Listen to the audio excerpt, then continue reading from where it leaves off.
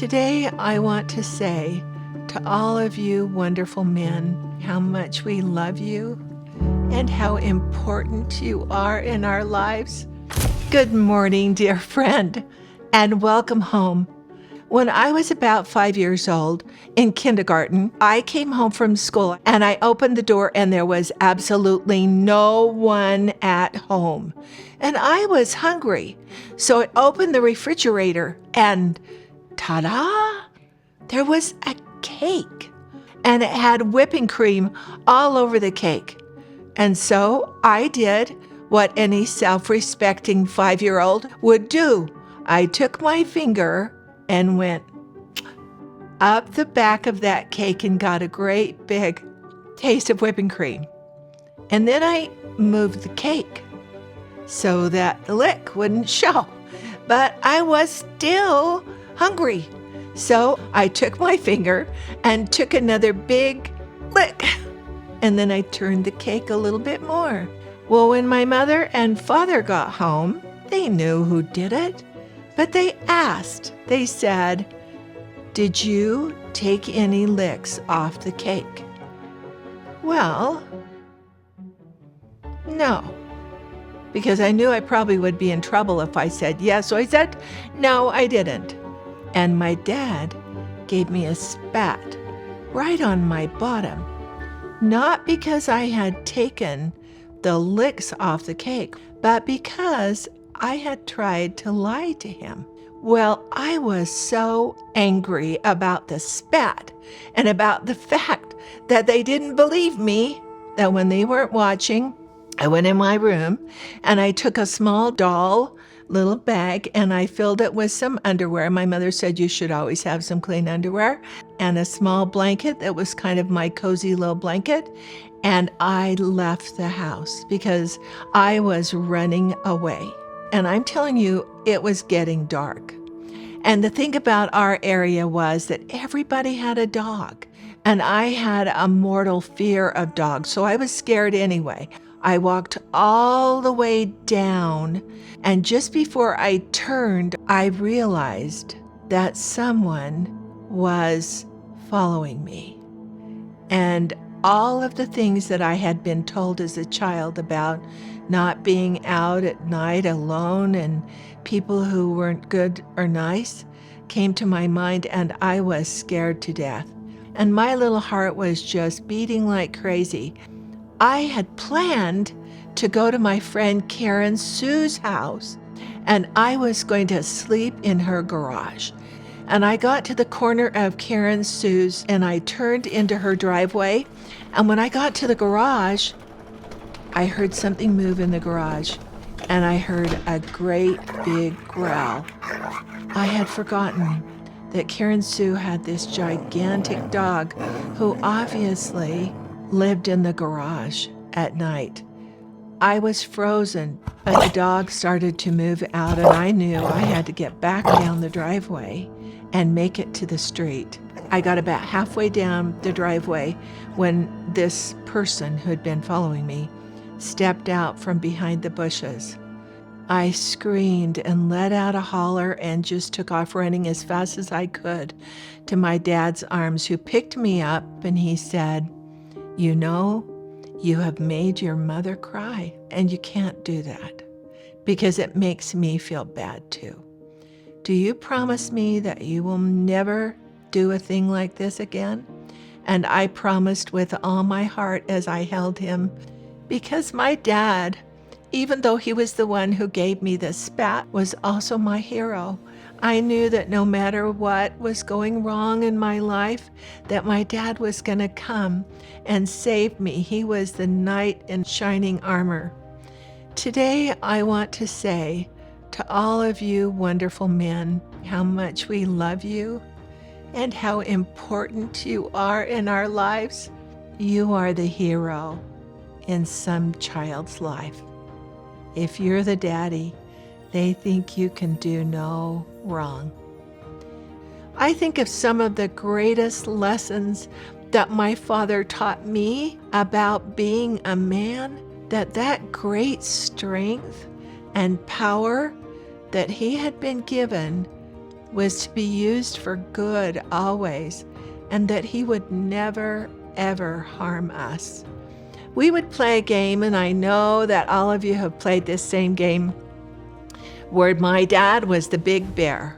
And we were trying to get the bear down to the ground. And he would sit on his haunches on the floor, and we would pile all over the top. And he would toss us off, making sure that we landed softly all around him. We knew that if he chose to, he could hurt us. But we knew that he never would. Great power can be held under absolute control.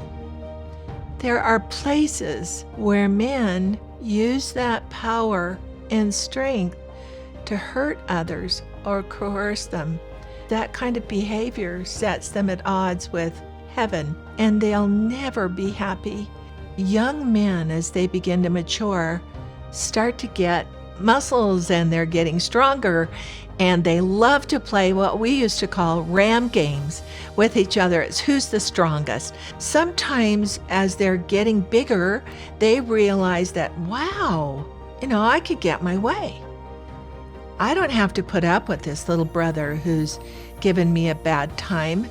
I don't need to put up with this. And sometimes as fathers and mothers, we have to say to our growing sons, you have been blessed with this strong, wonderful body, but you can't ever use it to hurt anyone or to coerce them into doing what you want them to do. That is the wrong use of this power. This power has been given to you to use with patience and kindness and to bless other people. The whole world is waiting for your power, for your strength to do that which is good.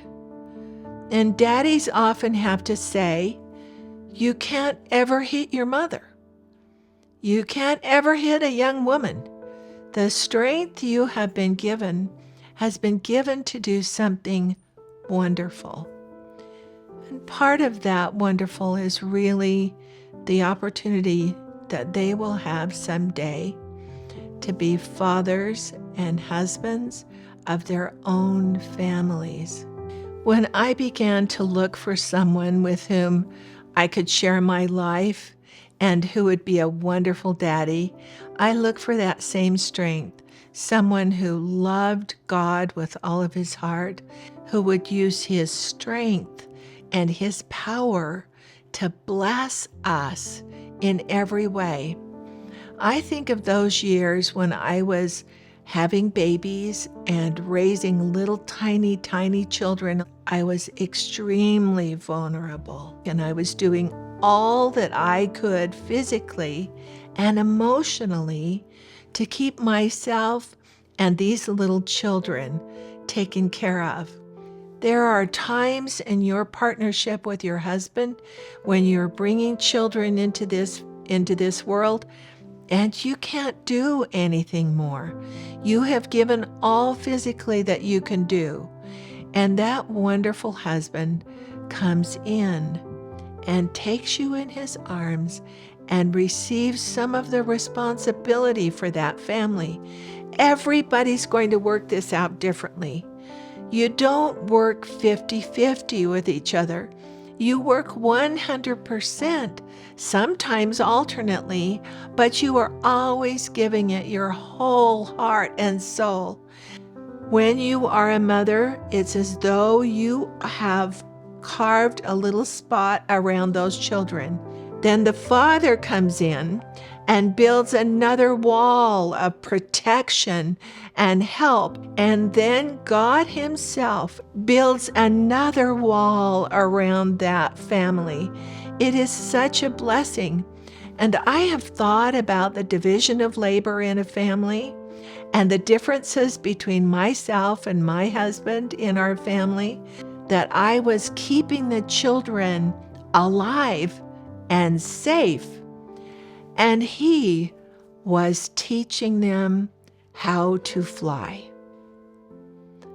I would never have let them go to the top diving board at the public swimming pool when they were 4 years old, but he let them fly.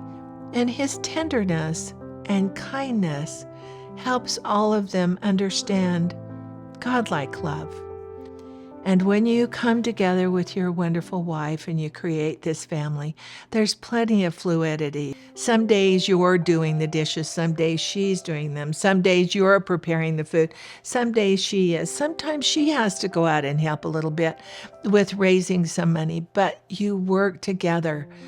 Parenthood is the best laboratory for the development of your soul, because it's hard enough to demand everything you have, and it's sweet enough to pay you back in every way.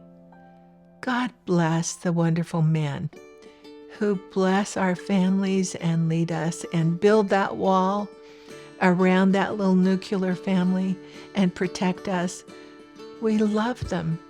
And daddies, please remember, you are the heroes in your family.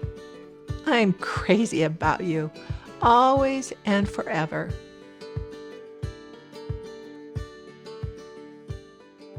I'm hoping so many of you who join with us will share this with your husbands, who may need to know how important he is to his children and to the world, and share it with others who you think could use this message. Fatherhood is divine.